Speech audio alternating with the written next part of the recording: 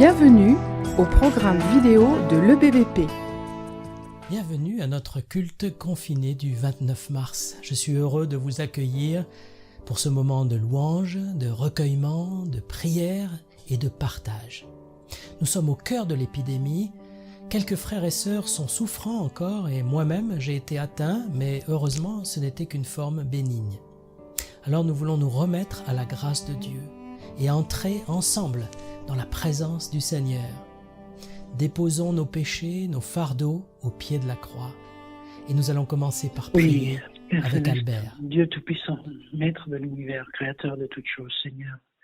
Merci pour ta présence, Seigneur. Nous sommes tous réunis en ta présence, Seigneur, bien que nous soyons chacun à la maison, vu les conditions de cette pandémie, Seigneur. Et Seigneur, je viens te prier, Seigneur, pour ce culte de dimanche, Seigneur, pour que la parole puisse nous restaurer nos âmes, Seigneur, que ce message puisse aussi nous remplir de joie et d'allégresse, que tu remplisses ton messager, Seigneur, que de sa bouche sorte la vérité, parce que tu es la vérité, le chemin et la vie.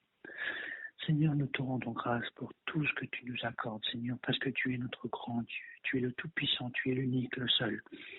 Oui, Seigneur, et comme le dit encore la parole, et surtout dans l'Apocalypse, tu es l'alpha, l'oméga, le premier, le dernier, le commencement et la fin. Gloire à ton nom. Seigneur,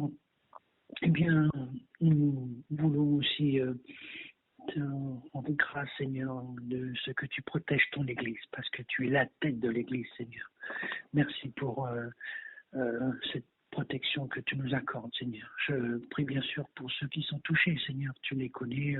Je ne te citerai pas tous ces noms, mais Seigneur, garde-les dans le creux de ta main, Seigneur, parce que tout est dans ton pouvoir, puisque tu es l'unique et le seul. Voilà, Seigneur, je te remets ce culte, Seigneur, et que tout se fasse selon la volonté du Père Céleste. Au nom de notre Seigneur Jésus-Christ. Amen.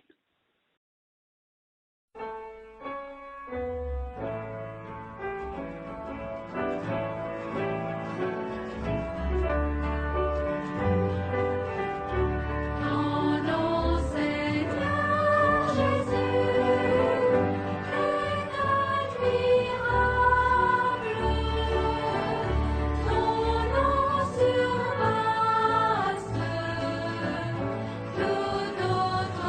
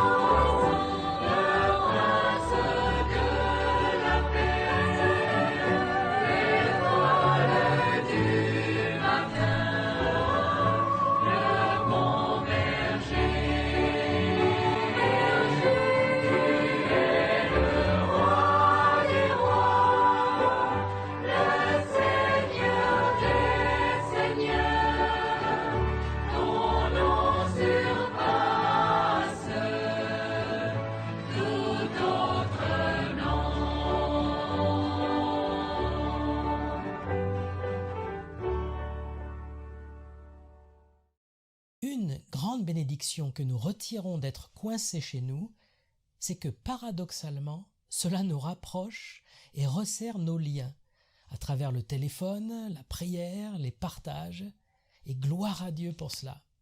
Et je veux penser particulièrement aux célibataires et aux veuves qui sont confinés tout seuls chez eux. Nous avons une pensée particulière pour eux et pour elles.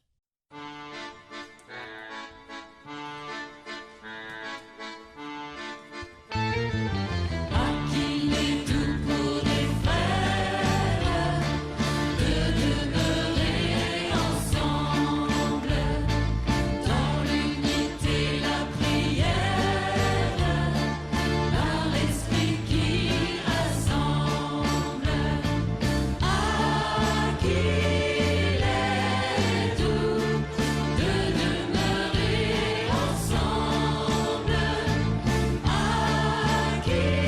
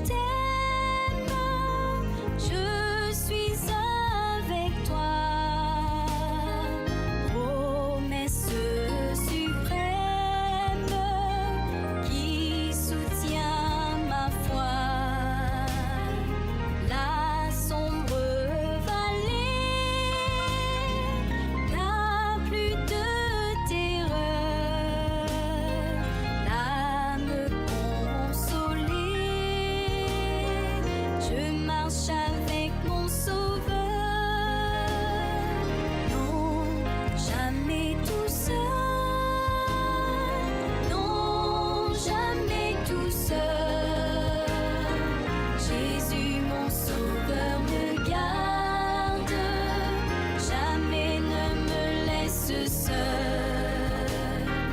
Non, jamais tout seul. Non, jamais tout seul. Jésus, mon sauveur, me garde. Je ne suis jamais tout seul. Les dangers accourent, subtils inconnus, près qui m'entourent, plus près est Jésus, qui dans le voyage me redit c'est moi, rien courage, je suis toujours avec toi. Non, jamais tout seul. Non, jamais tout seul. Jésus, mon sauveur, me garde. Jamais ne me laisse seul. Non, jamais tout seul. Non, jamais tout seul. Jésus, mon sauveur, me garde. Je ne suis jamais tout seul.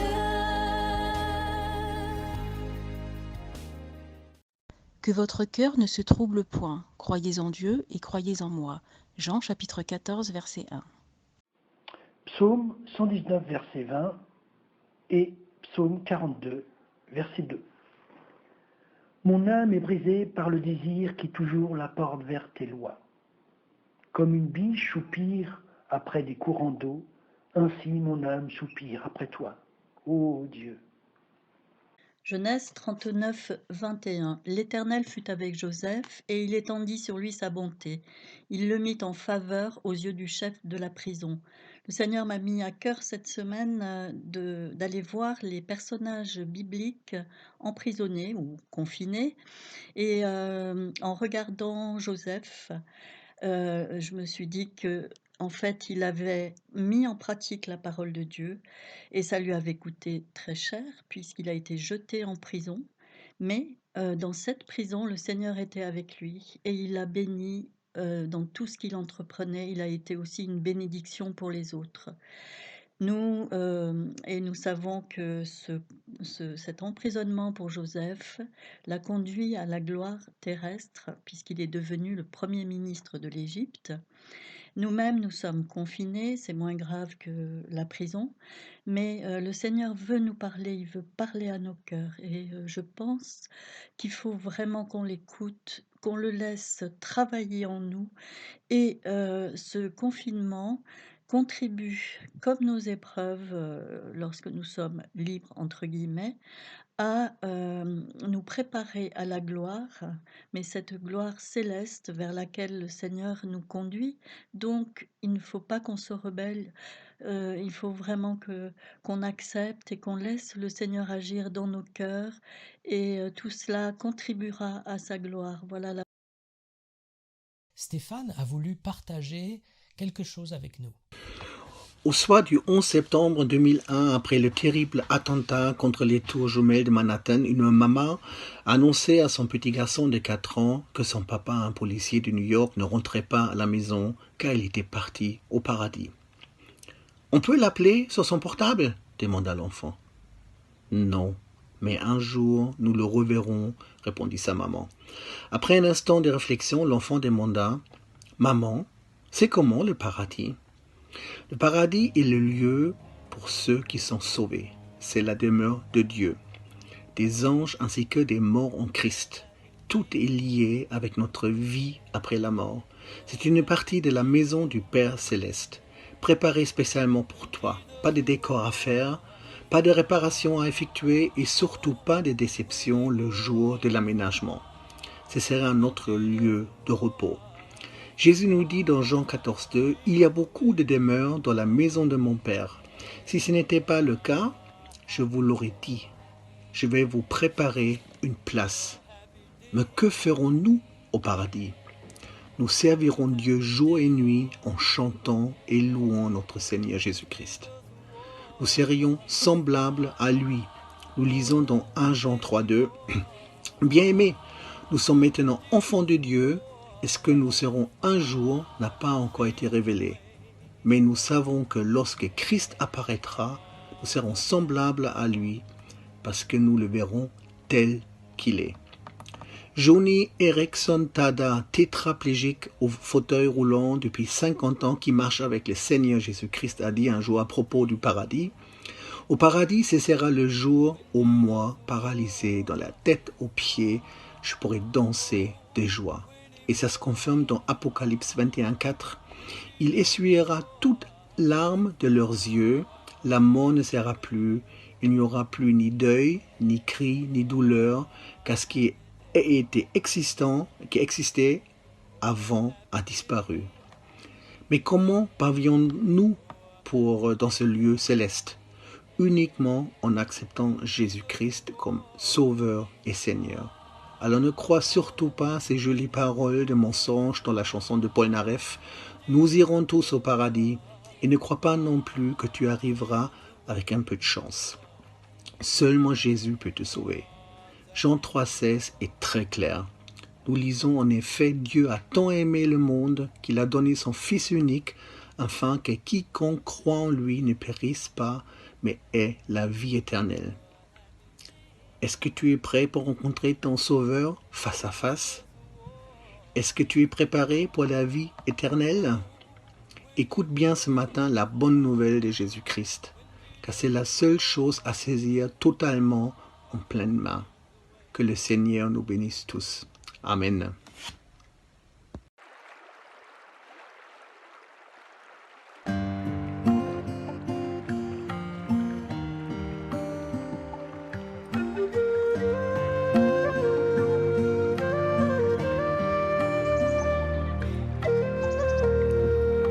Sois en paix mon âme et ne crains pas l'ouragan qui peut surgir demain. Dieu est avec toi, ne pense pas au malheur qui peut venir soudain. Dieu, tu es mon Dieu, quand je m'appuie sur toi, je ne tremble pas. Seigneur mon rocher, apprends-moi à me reposer sur toi et sur toi seul.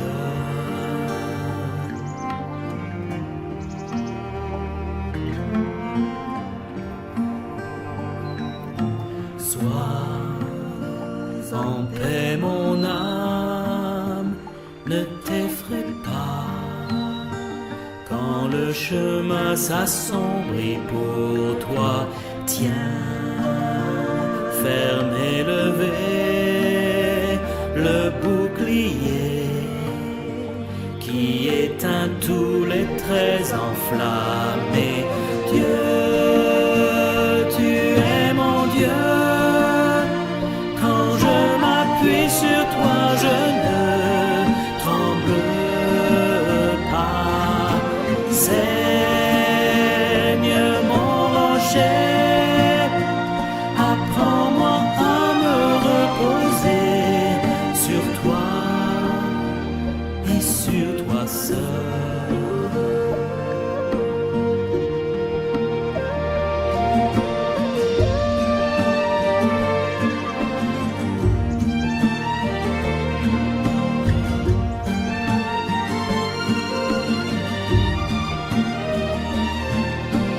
Dieu, tu es mon Dieu, quand je m'appuie sur toi, je ne tremble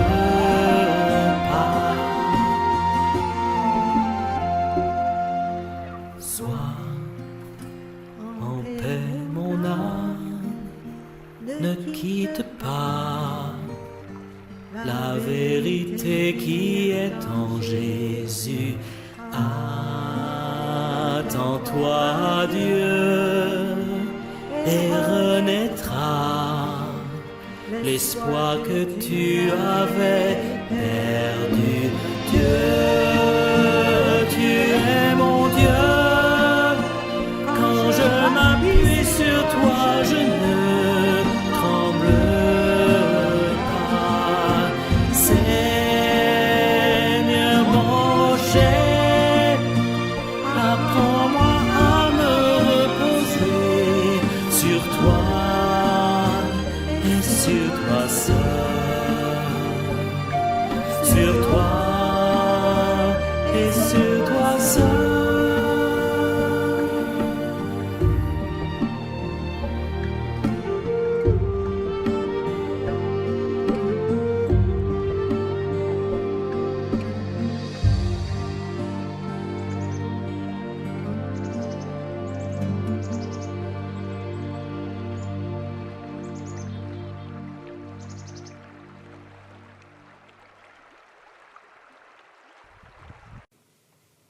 Cécilia voulait remercier le Seigneur en notre présence en donnant des nouvelles de son fils.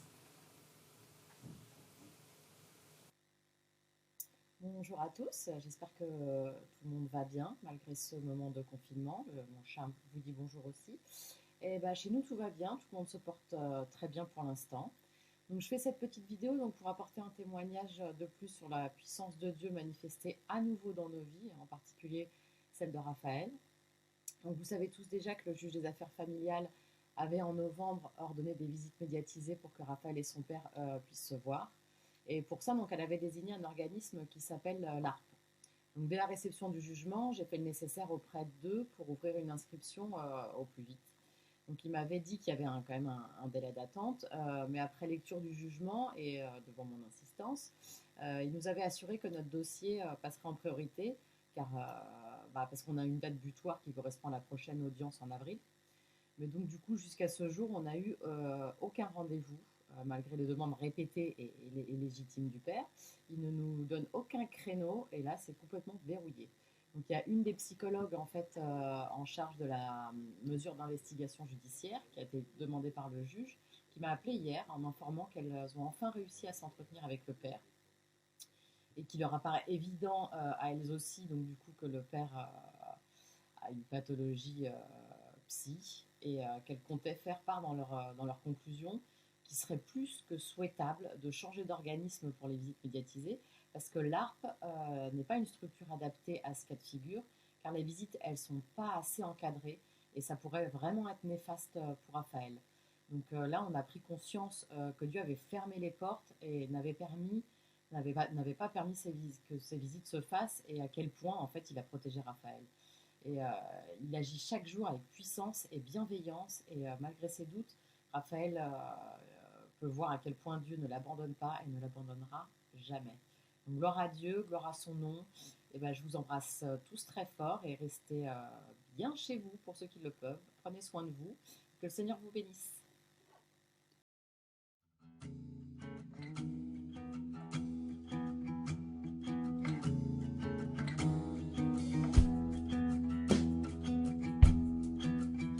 Mon Dieu est si bon, il prend bien soin de moi.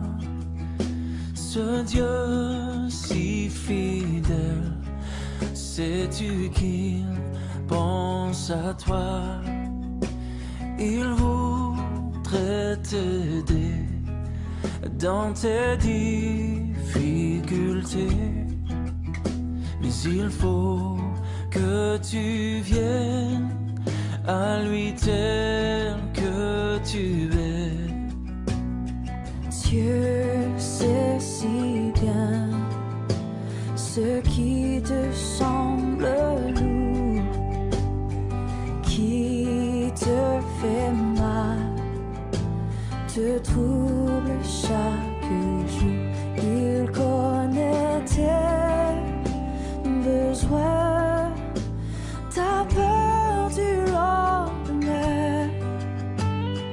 Avec mon Dieu, tu sais tout ira bien.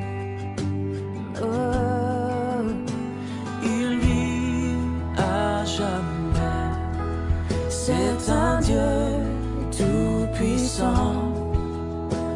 Il te répondra. Viens à lui simplement. Quand tout semble noir, triste et désespéré, sais-tu que là-haut tu n'es pas oublié? Non, Dieu sait si bien ce qui te semble lourd, qui te fait mal, te trouble chaque jour. Il connaît tes besoins, ta peur du lendemain. Oh, avec mon Dieu, tu sais tout ira bien.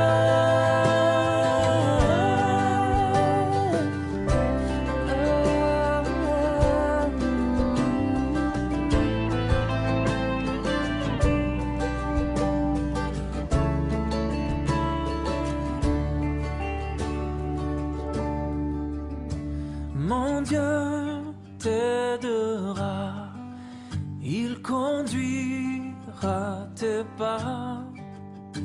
Si tu veux marcher, te plier à sa loi, alors ne crains plus, tu peux compter sur lui, car il accomplira tout ce qu'il a promis.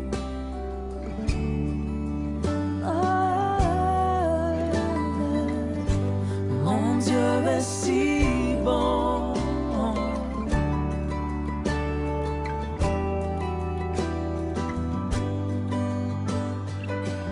Il prend bien soin de moi et prendra soin de toi.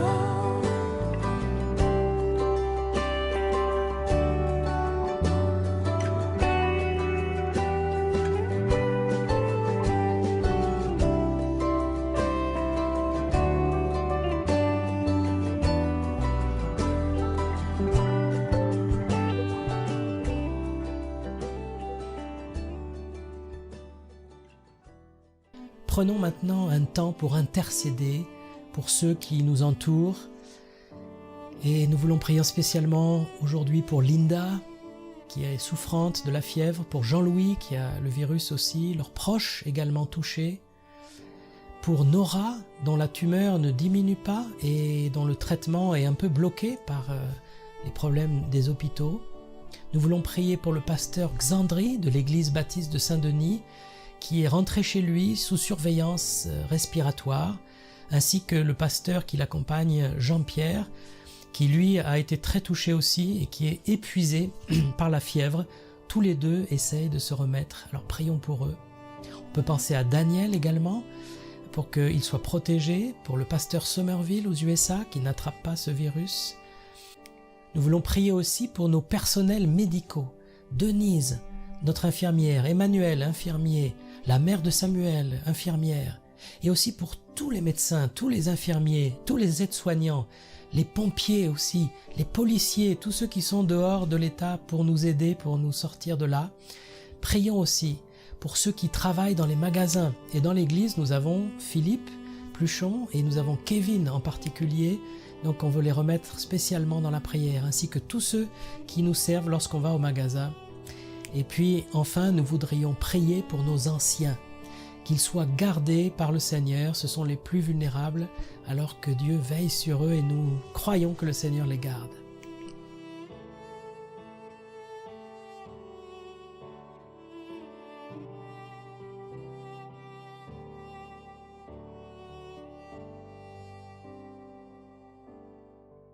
Nous avons un Dieu puissant et parfait, un Sauveur merveilleux.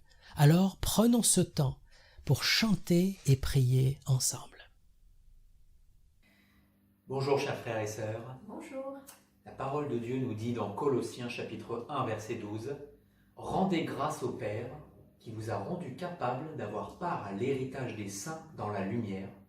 Il nous a délivrés de la puissance des ténèbres et nous a transportés dans le royaume de son Fils bien-aimé, en qui nous avons la rédemption, le pardon des péchés. Amen. Amen. Nous allons chanter avec vous le cantique « Combien est grand l'amour du Père ».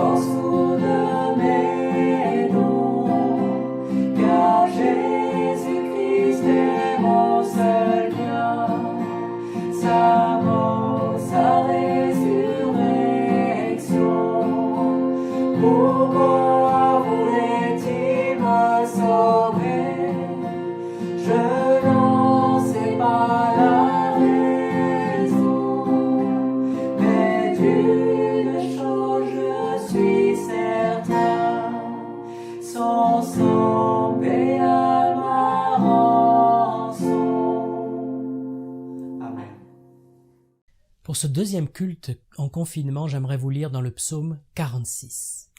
Dieu est pour nous un refuge et un appui, un secours qui ne manque jamais dans la détresse. C'est pourquoi nous sommes sans crainte quand la terre est bouleversée et que les montagnes chancellent au cœur des mers. Quand les flots de la mer mugissent, écume se soulève jusqu'à faire trembler les montagnes. Il est un fleuve dont les courants réjouissent la cité de Dieu, le sanctuaire des demeures du Très-Haut. Dieu est au milieu d'elle. Elle n'est point ébranlée. Dieu la secourt à l'aube du matin. Des nations s'agitent, des royaumes s'ébranlent. Il fait entendre sa voix. La terre se fond d'épouvante. L'Éternel des armées est avec nous. Le Dieu de Jacob est pour nous une haute retraite. Venez, contemplez les œuvres de l'Éternel, les ravages qu'il a opérés sur la terre. C'est lui qui a fait cesser les combats jusqu'au bout de la terre. Il a brisé l'arc, il a rompu la lance, il a consumé par le feu les chars de guerre. Arrêtez et reconnaissez que je suis Dieu. Je suis exalté par les nations, je m'élève sur la terre. L'Éternel des armées est avec nous. Le Dieu de Jacob est pour nous une haute retraite. Quand ce psaume est écrit il y a plus de 3000 ans, eh bien le Moyen-Orient était sans doute en proie à des bouleversements, à des guerres, probablement à cause de l'empire assyrien qui envahissait le monde. La terre était bouleversée, les montagnes s'écroulaient littéralement, tous les appuis des hommes s'effondraient. Ce qui était acquis jusque-là ne l'était plus, Les nations s'agitaient, se soulevaient les unes contre les autres. Notre génération, ma génération n'a pas connu la guerre, nous venons après, mais avec cette épidémie, nous connaissons un cataclysme mondial, une catastrophe mondiale qui peut nous faire penser à la guerre et qui nous fait réfléchir, nous sommes bouleversés. Et au milieu de tous ces troubles, on distingue deux choses réconfortantes dans ce psaume. D'abord, un fleuve qui coule tranquillement dans la cité de Dieu. Et puis deuxièmement, la présence rassurante de Dieu dans tout le psaume. Ce qui m'a sauté aux yeux, sans doute comme vous, c'est cette parole forte de Dieu lui-même. Arrêtez et reconnaissez que je suis Dieu. Arrêtez. Oui, Dieu a arrêté notre monde fou pendant un mois. Même les guerres sont en pause. On n'entend plus parler des terroristes en ce moment et la guerre en Syrie est mise en pause plus ou moins parce que les terroristes aussi peuvent avoir le virus. Les dictateurs aussi peuvent avoir le virus. Tous les hommes qui avaient rejeté la Bible et la foi en Dieu pour la remplacer par le culte de l'homme moderne viennent d'être arrêtés par Dieu. Certains vont s'enfoncer encore plus peut-être dans l'incrédulité, la colère contre Dieu, mais d'autres, heureusement, reviendront à Dieu. Oui, parce qu'il y a un Créateur, un Dieu sage et intelligent qui nous a placés sur la terre. Il a interrompu notre course folle un instant pour nous rappeler qui est le juge suprême, qui est le chef. Pour la personne qui vit sans Dieu dans ce monde, eh bien, elle est comme dans une voiture avec un moteur qui s'emballe et qu'on ne peut plus contrôler et qui vous amène dans le mur. Ça me fait penser aussi au navire Titanic. La fierté du grand empire britannique à son époque, ce bateau que même Dieu ne pouvait pas couler, selon la publicité. Et le monde, encore aujourd'hui, est marqué par le naufrage du Titanic, fruit de l'arrogance et du manque de sagesse des hommes. Que faudra-t-il pour que vous reconnaissiez votre orgueil, pour que vous reconnaissiez que vous avez besoin d'un sauveur, d'un berger? Pour le croyant, il y a un réconfort immense à connaître Dieu. Il est un refuge, un appui, un secours qui ne manque jamais. Il est avec nous et il est une haute retraite. Mais regardons de plus près cette rivière qui va jusque dans le sanctuaire de Dieu. Il s'avère que Jérusalem est bâtie sur une colline et elle n'a pas de rivière qui la traverse, contrairement aux grandes capitales de l'époque comme Babylone ou Ninive, mais aussi comme aujourd'hui Paris, New York, Moscou. Alors pourquoi parler d'un fleuve ici? Eh bien, au verset suivant, on découvre que ce fleuve n'est rien d'autre que Dieu qui se trouve au milieu de son peuple. C'est une allégorie de la bénédiction de Dieu. Un fleuve, c'est l'eau de la vie. C'est la bénédiction pour l'agriculture, la nourriture, pour boire. C'est le symbole de cette grâce de Dieu qui coule sans jamais s'arrêter du haut vers le bas. Souvenez-vous des paroles de Jésus lorsqu'il était à la fête des tabernacles. Il est écrit en Jean 7, 37-39. Le dernier jour, le grand jour de la fête, Jésus, se tenant debout, s'écria « Si quelqu'un a soif, qu'il vienne à moi et qu'il boive. Celui qui croit en moi, des fleuves d'eau vive couleront de son sein, comme dit l'Écriture. Il dit cela de l'Esprit que devaient recevoir ceux qui croiraient en lui. » Cette fête des tabernacles avait une coutume à cette époque. Un prêtre allait depuis le temple puiser de l'eau en bas à la source de Siloé et il la remontait pour la verser dans le bassin du temple devant le peuple. Et Jésus leur dit « Moi je vous offre une eau vive et éternelle qui coulera dans votre cœur et qui vous rassasiera. » Ce fleuve de Dieu, c'est Jésus, c'est sa vie en nous, ces fleuves d'eau vive. Dieu dit « Pourquoi travaillez-vous pour ce qui ne rassasie pas ?» Et Jésus dit « Celui qui a soif, qu'il vienne boire, et les fleuves d'eau vive couleront de son sein. » C'est-à-dire que la vie que vous recevez, la vie de Jésus, est tellement débordante qu'elle coule de votre sein vers les autres. À ce moment-là, vous n'êtes plus obnubilé par vous-même, vous n'êtes plus centré sur vous-même, vous devenez un canal de bénédiction pour les autres. L'amour de Dieu vous traverse et vous pousse à aimer votre prochain. contrairement aux personnes de ce monde, qui ont plein de ressources terrestres. Ça peut être l'argent, le pouvoir, les médias, etc. Les enfants de Dieu sont en apparence moins bien lotis. Nous n'avons pas de fiers et puissants fleuves, de l'argent et de la politique, quoique j'aimerais faire ici une parenthèse. Certaines églises et certains mouvements protestants ou évangéliques aimeraient arriver au pouvoir et à la richesse pour faire triompher leurs idées chrétiennes. Et je crois que c'est une très mauvaise idée et que ce n'est pas dans l'esprit de Jésus. Jésus qui a dit « Mon royaume n'est pas de ce monde ».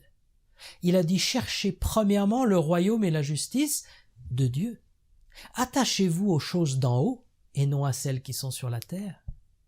Que le premier parmi vous soit le dernier et le serviteur de tous. » C'est Jésus-Christ lui-même qui établira son royaume à son retour. Ce n'est pas le rôle des églises. Or, il y a de plus en plus d'églises qui sont tombées dans cette course au gigantisme, à la mondanité, à l'argent, l'influence politique. Et je prie que ce grand arrêt mondial ramène les chrétiens, les pasteurs, les églises au pied de la croix, à revenir dans le sentier de Dieu. Non, nous n'avons pas des ressources terrestres comme le monde, mais nous avons le fleuve de Dieu, l'esprit de Dieu, la vie de Dieu, l'amour de Dieu, la puissance de Dieu en notre faveur. La nuit peut être dangereuse et inquiétante, les chacals, les ennemis sont là, mais Dieu secourt son peuple dès l'aube du matin, dit le psaume. Que pouvons-nous craindre? La mer est agitée, mais le fleuve, lui, reste calme. Dans la Bible, la mer symbolise souvent les peuples en effervescence et en mouvement. Ils s'agitent, ils se combattent, ils se déplacent. Mais la rivière de Dieu, elle, est tranquille. Elle réjouit la cité de Dieu. Elle symbolise cette paix de Dieu dans l'âme. Quand apprendrons-nous cette paix qui surpasse toute intelligence? Jésus a dit « Ne vous inquiétez pas de ce que vous mangerez ou de quoi vous serez vêtus. » Paul a écrit « Ne vous inquiétez de rien, mais en toute chose, faites connaître à Dieu vos besoins par des prières. » Dans ce monde, on passe d'une inquiétude à l'autre, d'une agitation à l'autre, et puis Dieu dit soudain « Stop! Reconnaissez que je suis Dieu. » Pas simplement qu'il existe un Dieu, mais que ce Dieu est vivant, qu'il est actif, qu'il est puissant, qu'il est présent. Il est le rémunérateur de ceux qui le cherchent, dit la Bible. Depuis quand n'avez-vous pas demandé à Dieu quelque chose de précis qu'il vous a accordé? Depuis quand n'avez-vous pas eu une conversation avec Dieu, dans le lieu secret, pour lui confier votre vie et vos soucis? Alors arrêtez de vous inquiéter en boucle. Sachez que Dieu est le Dieu qui pourvoit, le Dieu qui sauve, le Dieu qui guérit, le Dieu qui donne la paix. Et de la même façon que cette rivière coulait dans la cité de Dieu, eh bien la paix de Dieu veut couler dans notre âme, qui est le siège de l'Esprit de Dieu. L'auteur du psaume 20 écrivait ceci au verset 8 et 9. « Ceux-ci s'appuient sur leurs chars, ceux-là sur leurs chevaux. Nous invoquons le nom de l'Éternel, notre Dieu. Eux, ils plient et ils tombent. Nous tenons ferme et nous restons debout. » Peut-être es-tu un chrétien ou une chrétienne qui est revenu en arrière vers le monde, vers les appuis de ce monde. Tu as pensé que tu pouvais jouer sur les deux tableaux, être avec Dieu et être avec le monde. Et c'est là que la parole de Dieu fait une distinction claire. Celui qui aime le monde ne peut pas être ami de Dieu. Tu t'appuies sur tes chars et tes chevaux, et tu as oublié le Seigneur qui pourtant t'a béni et t'a gardé tellement de fois. Tu t'appuies sur ton travail, ton salaire, tes proches, tes biens matériels, et tu te rassures avec ça, mais maintenant Dieu dit « Arrête et reconnais que le Seigneur est ton Dieu. » Plus on s'approche du sanctuaire, et plus la rivière de la vie nous rafraîchit et nous fortifie. Plus on s'éloigne du lieu saint, et plus on entre dans le désert aride. Plus on est proche du sanctuaire, au centre de la volonté de Dieu, et plus on est à l'ombre du Tout-Puissant, dans sa lumière, dans sa puissance. Plus on s'éloigne de Dieu, et plus on est livré à nous-mêmes, à la peur, aux ennemis, aux ténèbres, au péché. Il ne faut pas fuir la volonté de Dieu. Laissez à Dieu une chance de vous montrer à quel point sa volonté est bonne, agréable et parfaite. Arrêtez et sachez que je suis Dieu. Est-ce que vous avez peur d'être trop près de Dieu? Est-ce que vous craignez la volonté de Dieu pour votre vie? Vous dites, moi je préfère habiter en banlieue de Jérusalem et venir au temple et à la rivière quand j'en aurai besoin. Mais en banlieue, il n'y a pas la rivière, il n'y a pas le fleuve qui réjouit la ville. Et votre joie va s'éteindre petit à petit si vous êtes trop loin de Dieu. Trop de chrétiens vivent loin de la présence de Dieu. Alors que David, qu'est-ce qu'il écrivait dans les psaumes? Il disait, « Je demande à l'Éternel une chose que je désire ardemment. Je voudrais habiter toute ma vie dans la maison de l'Éternel pour contempler la magnificence de l'Éternel et pour admirer son temple. » Psaume 27, 4. Il voulait rester près du sanctuaire de Dieu toute sa vie. Mais pour nous aujourd'hui, où est ce sanctuaire?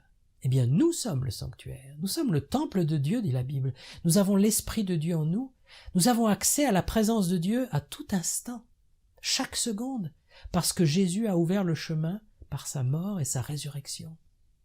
Est-ce que nous réalisons ce privilège immense d'avoir un libre et plein accès au Dieu vivant?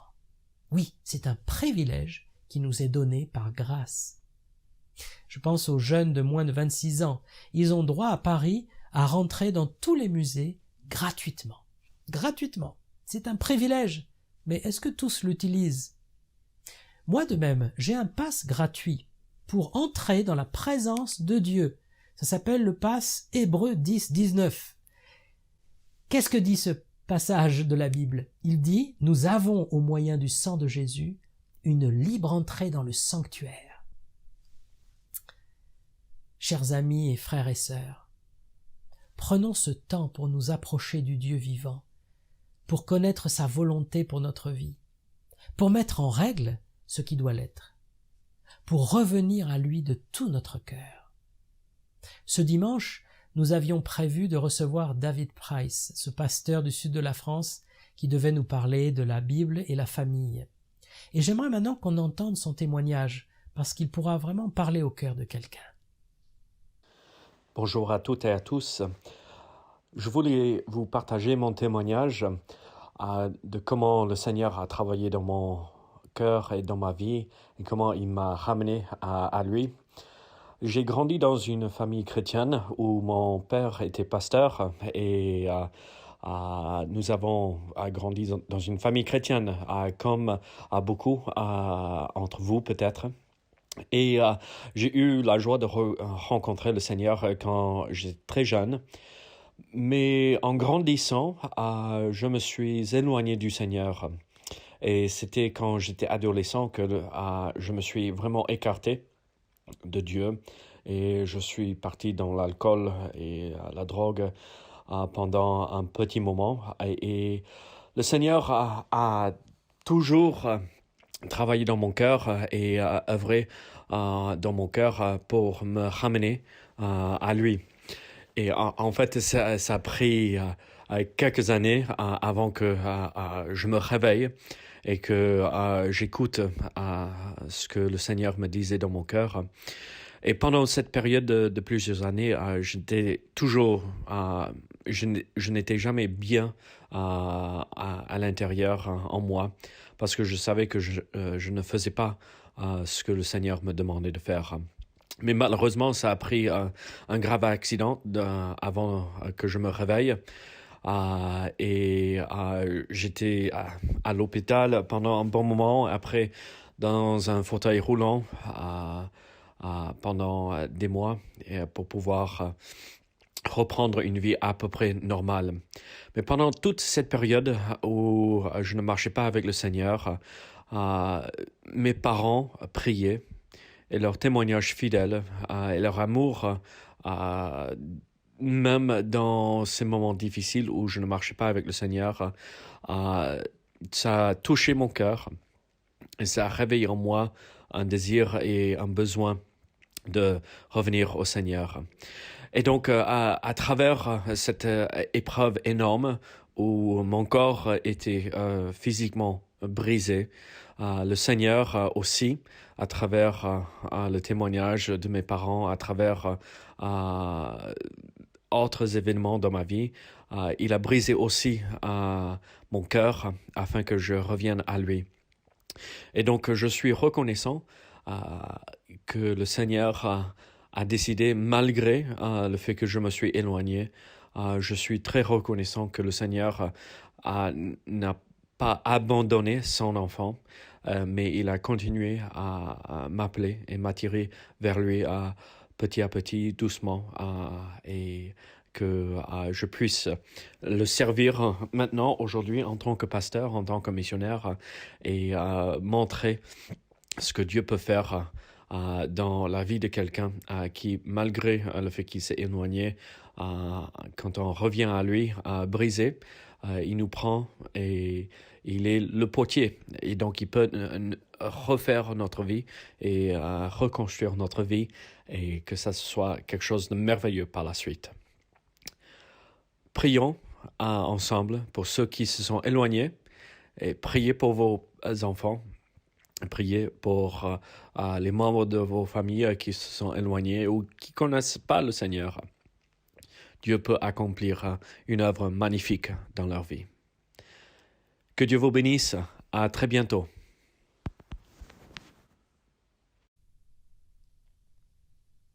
Ce message est maintenant terminé et prenons le temps qui nous reste maintenant pour chanter et prier ensemble.